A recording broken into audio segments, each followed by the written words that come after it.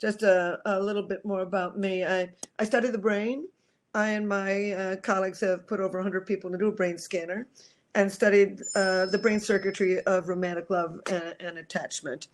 And our first study was 17 people who were madly and happily in love. Second were a group of people who were rejected in love.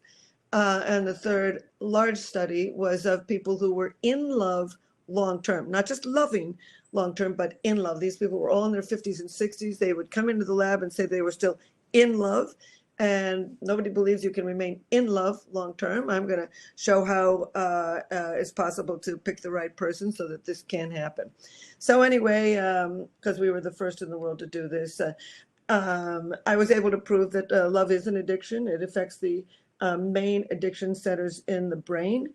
We've been able to show that it does occur long-term.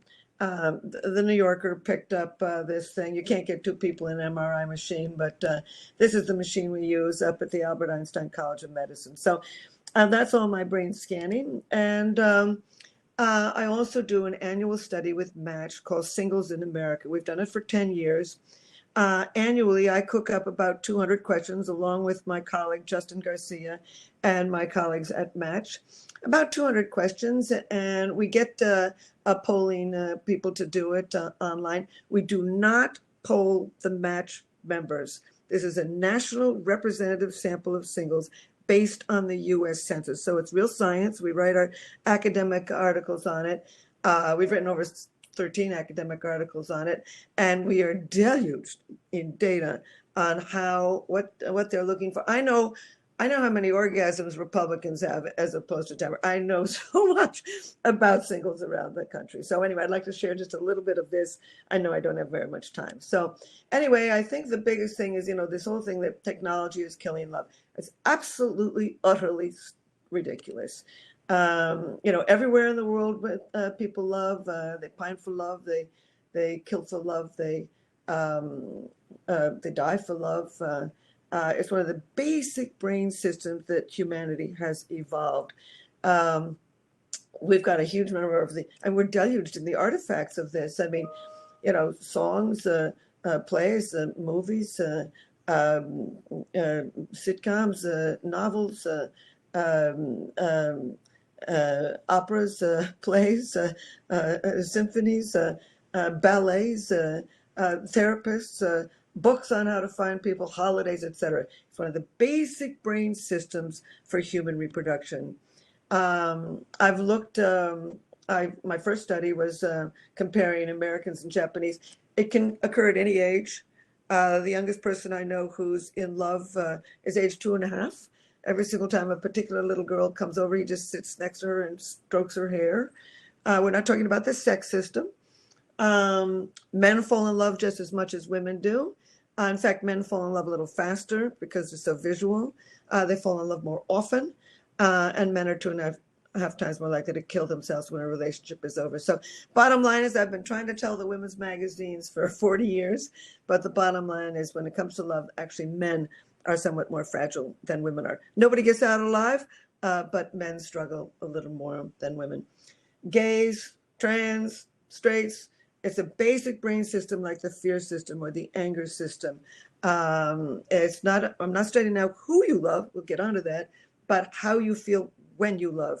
And indeed, it's the same around the world. It's one of 3 basic brain systems that evolved from mating and reproduction: sex drive, feelings of intense romantic love, and feelings of attachment.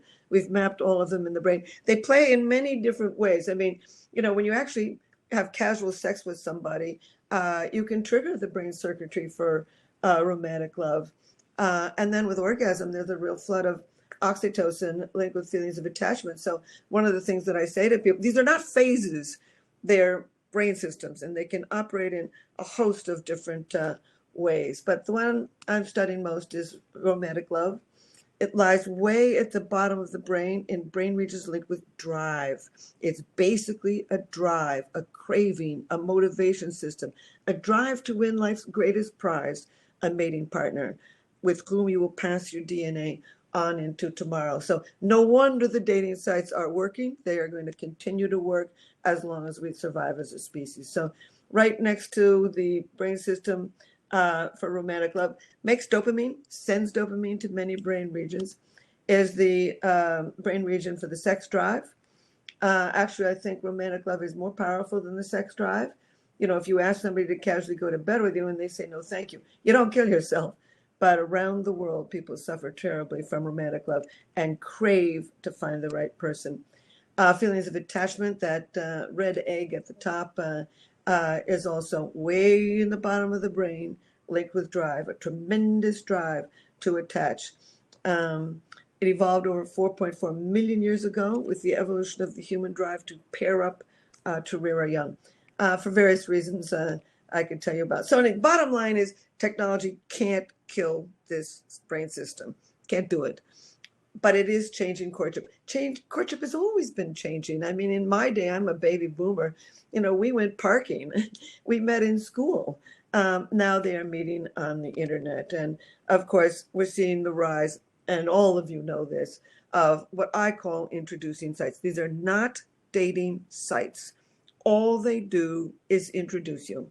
And once you're introduced, you smile the way you always did. You laugh the way you always did. You parade the way you always did.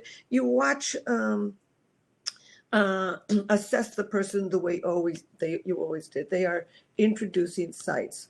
And in fact, they are the primary way that people meet today. I do this, as I said, annual study with Match of Americans.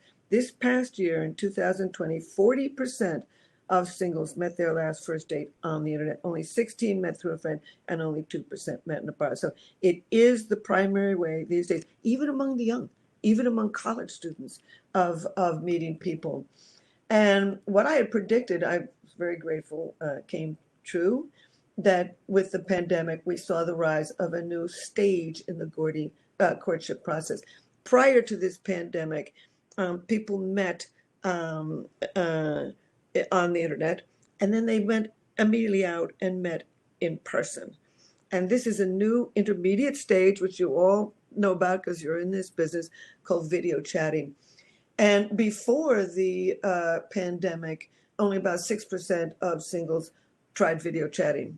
Now, in my most recent study, which was last July, middle of the pandemic, 1/5 of the people that we studied had started to video chat. And that really makes a lot of sense because sex is off the table. You don't have to deal with that on first date. Money is off the table. You can vet somebody. And over 50% of these singles said, yes, I started the video chatting just to decide if I wanted to go out on the first date. And 64% said that they did now want to go out with a person. And about 54% said no, it enabled them to not waste their time and their money, and they can kiss fewer frogs. So bottom line is, I think video chatting is going to continue because it's practical. You can get rid of the bad eggs before you go out and meet in person. But what was even more interesting is we asked these people, how is it different? Was it different doing the video chatting? And this is what we found. They're having much longer conversations these days. They're having much more meaningful conversations. They're doing much more honesty and transparency, much more self-disclosure. Self-disclosure, good academic articles on self-disclosure. And men disclose just as much as women do. And it leads to intimacy. They're less focused on looks, their own looks and the partner's looks, and much more focused on whether this person is fully employed and financially stable. So I'm sort of calling it intentional dating. Match regards it as a dating renaissance. People are pouring onto these sites now, and they're looking for something long-term. In fact, the days of the bad boy and the bad girl are out, and I think that we are ushering in another stage in what I call slow love. But anyway, this is how what's really, I wasn't amazed at this, but other people were, that these 1,000 people who went to video chatting, that's 1/5 of the 5,000 we studied in July, real science, 50% said that they had fallen in love during the video chat, and 56% felt that they felt some chemistry. So this brain circuitry can be triggered in any way at any time. And in this case, Cupid is winning, COVID is losing. People are continuing to date. They're doing it at home, and they are having serious conversations and actually falling in love. And this is the beginning of what I call slow love. It's the newest trend. I wrote an academic article on it. It's on my website. And what we're seeing is people are marrying much later. In my day, 1960s, 70s, they were meeting very young, early 20s. Now they're meeting much later, in their late 20s and even early 30s. So what we're seeing is the extension of the pre-commitment stage in the courtship process, a long period of time when singles are getting to know themselves, getting to know what they want, getting rid of what they don't want, so that by the time they walk down the aisle, they know who they got, they know they want who they got, and they think they can keep who they've got. And what's important to me, this is, I'm racing through this because I'm concerned about time. But anyway, the new dating process, and probably most of you know this, is they're starting out as just friends. We're just friends. Then they're moving into friends with benefits. I'm beginning to think this is basically a sex interview. Do I want to spend my time and money on this person, or do I just want to see what they're like in bed? And you learn a lot about somebody in bed, not just how they make love, but are they patient? Are they kind? Can they listen? Etc. Then singles are having the official first date after the friends with benefits. Older people think this is crazy. About 36% of singles, when they go out on that first date, have already had sex with this person. But first dates are expensive. I live in New York City. It could cost you way over $100 on a first date. So they're inching in to quote unquote catching feelings. Then they're living together, and finally they are wedding. So this long period of slow love, and I think the video chatting is just escalating, slowing down this courtship process. And in many respects, this is good, because I've looked in 80 societies through the demographic yearbooks of the United Nations between 1947 and 2011, way before this pandemic. And everywhere in the world, the later you marry, the more likely you are to remain together. So that's a real trend, I think, around the world towards later marriage and possibly towards a few decades of relative family stability. So, but you got to pick the right person. And this is my newer research on personality. Match had come to me and asked me, why do you fall in love with one person rather than another? And I said, well, I don't know. I don't think anybody knows. There's but there's science to it. And so I decided to look into it. Now, there's a lot of cultural reasons that you fall in love with one person rather than another. Timing is important. Proximity. We tend to fall in love with somebody from the same economic, ethnic, and social group, same degree of intelligence and good looks and education, somebody of the same religious and social values. Although religion is becoming less and less important, political values are becoming more and more important. I've got data on 5,000 people on all of that. Your reproductive and social economic goals are important, and certainly your childhood plays a role. But I began to think to myself, all right, well, you can walk into a room when everybody has these same values and same level of intelligence and good looks and education, and you don't fall in love with all of them. So could biology play a role? We now know in science that a good 40 to 60% of who you are comes out of your biology. And a good example is intimacy. Women tend to get intimacy from face-to-face talking. It probably comes from millions of years of holding that baby in front of your face, cajoling it, reprimanding it, educating it with words. Men tend to get intimacy from side-by-side doing. They had to spend their days, hiding behind a bush, trying to hit that buffalo in the head with a rock. I mean, they couldn't spend their time staring at each other, chatting. So they get intimacy. Men can get intimacy from watching a football game and say almost nothing to each other except wisecracks now and then, and get real intimacy out of it. Here is the issue. People are different. So I began to look in the academic literature for any trait at all linked with any biological system. Now, there's all kinds of systems in the brain. Most of them keep the eyes blinking or the heart beating, not linked with any personality trait. But there are 4 brain systems that is each one of them linked with a constellation of personality traits: the dopamine, serotonin, testosterone, and estrogen system. So I had to name these people. I was working with a dating site. People were very expressive of the traits in the dopamine system. I call explorers. People were very expressive of the traits in the serotonin system. I call builders, etc., for directors and negotiators. What's important to me is every other personality questionnaire, and I made the questionnaire. It's now been taken by 15 million plus people in 40 countries. This is one person that you're looking at. They've got a lot of the traits of the dopamine system, fewer traits of the estrogen system, and even fewer of testosterone and serotonin. I looked at 100,000 people. No 2 people answered that questionnaire the same. I've never even met 2 people who were alike. And I'm an identical twin, and even she and I are not exactly alike.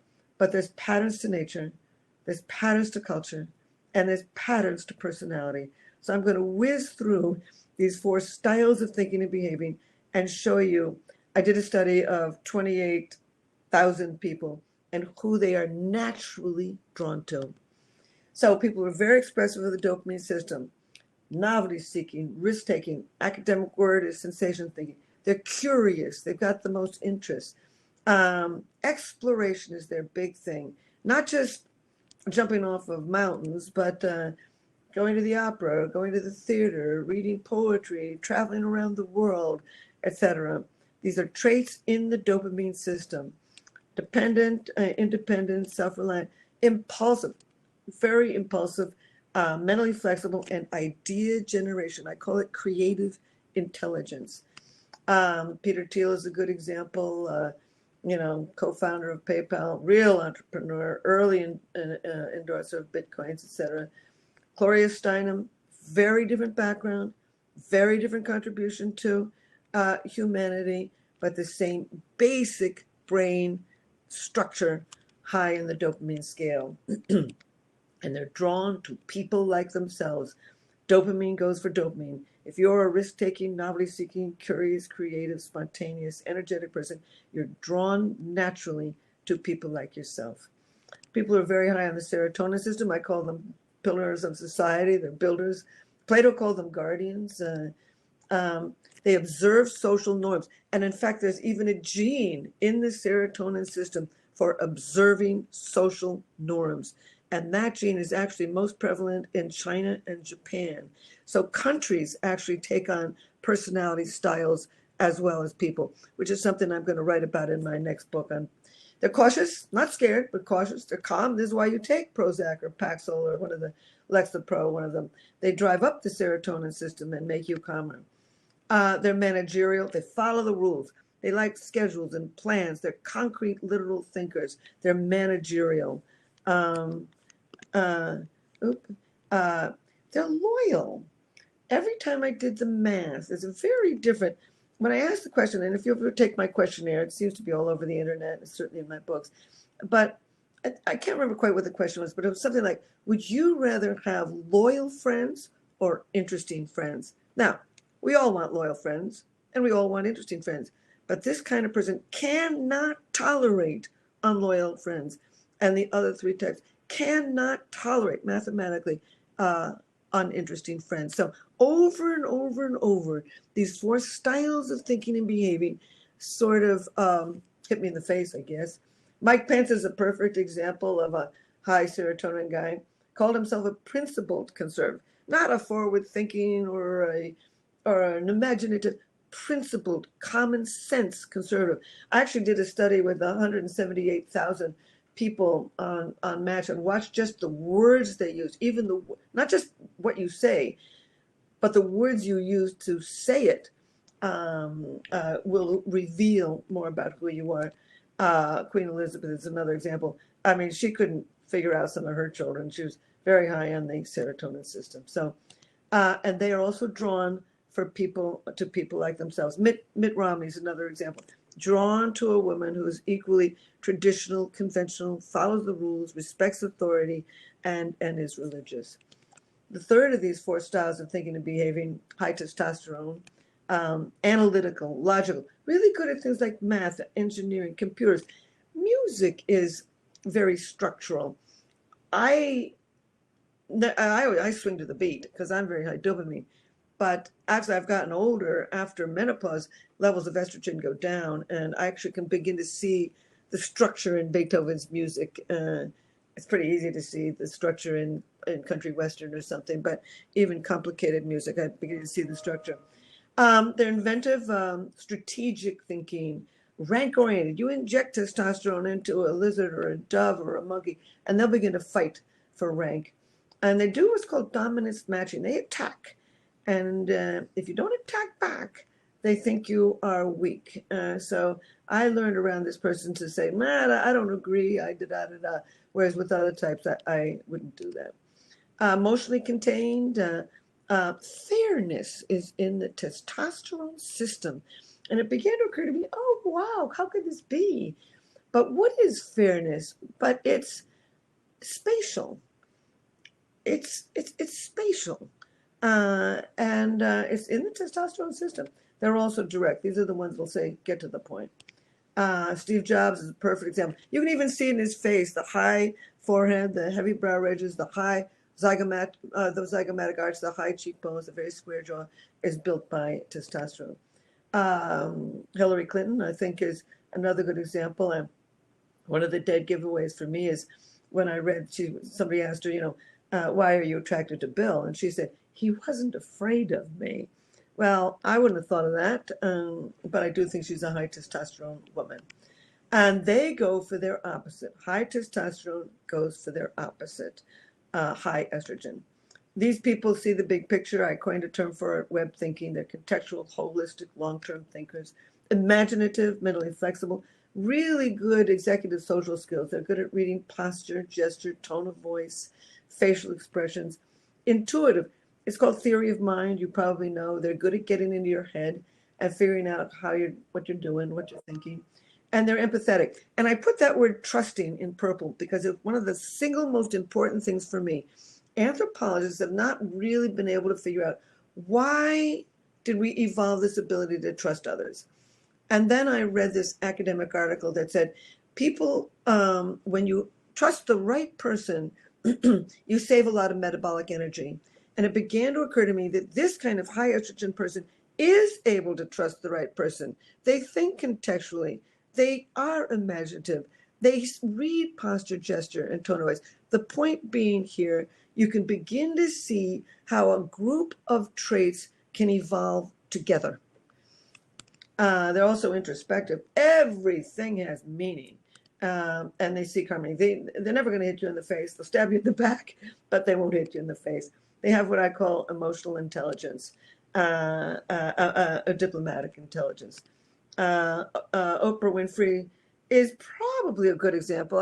I've been in the room with her, and she was a ball buster with me. But bottom line, she has a lot of traits of the estrogens. Very verbally skilled, of course. Very compassionate. Very interested in reading, an educator. Bill Clinton. I think he's our first female president. Everybody knows in the world that he can't stop talking. Emotionally expressive. Almost coined the term, I feel your pain. And they also go for their opposite. So this is the most important slide for me, of no importance to you. But what it is what I did is I put two groups of people. In order to get into the best neuroscience journals, you got to do the same experiment twice.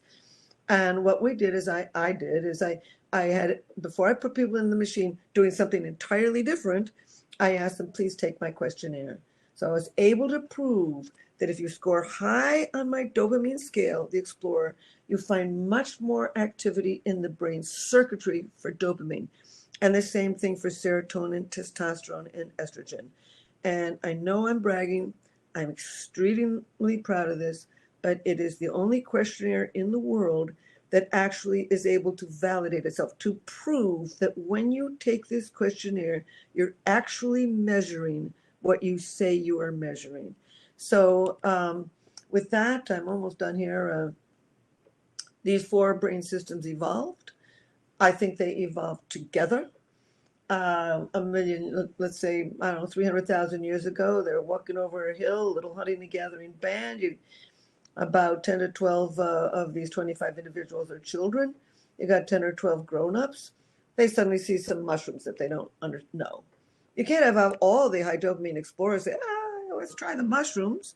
You got to have some builders, the serotonin, say, it's not in our tradition to try these mushrooms. You got to have some of the high testosterone people who say, well, let's have an experiment and feed the mushrooms to the dog. And you got to have some high estrogen who say, let's sit down and pool our data about these mushrooms. The bottom line is these brain systems evolve together. And once you get to know who you are and you know who the other person is, your partner is, you can do some workarounds. Now, for example, I got married. I'm old, and I got married. I'm over 70, and I married a wonderful guy about 6 months ago. He and I are both very high dopamine. That works. He's a journalist. He's written for 25 years, 22 years for the New York Times, and now he writes other things. Bottom line is, so we're both high dopamine. Works fine. He's high testosterone, and I'm high estrogen. That's also a natural match. But he is high serotonin, much higher. He's not high in serotonin, but he's much higher than I am. I don't follow the rules unless they make sense to me. He'll follow a rule just because it's a rule. And one night we were going to the movies. And I said to him, sweetheart, do you have any water in your backpack? And he said, oh, yeah. And I said, well, we can drink it in the movie house. He said, no, we can't. You can't bring food or drink into the movie house. You've got to buy it at the concession stand. Well, I hadn't thought of that. But the bottom line is, once you get to know who somebody really is, sometimes you don't have to go through years and years of psychiatry or therapy to understand who they are, who you are, and you can just do simply a workaround. Now, I'm all for people who have problems going to the therapist, but we are so saturated in psychology today that we've forgotten there's a whole other half of who we are. And once you get to know the full understanding of who you are and who somebody is, I feel that you can make a long-term, very successful attachment. So only 2 more slides.